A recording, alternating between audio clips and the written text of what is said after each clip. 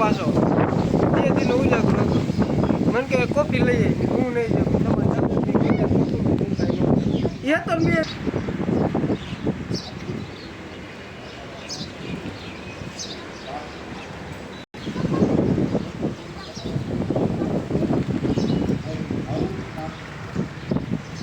શરૂઆતમાં ડિસિઝન લેવાના હો ત્યારે તો તમે પડાવ ઉપર જઈને ઉભા રહ્યો, જે પણ આમાં લાકડું ન થતું ચલો કામ જમીનમાં કાંઈ પણ વસ્તુ ઉમેર્યા વિના કે એની સુધારણા કર્યા વિના ના થાય. એટલે પહેલું આપણે જે જમીન તમારા ભાગમાં આવી એની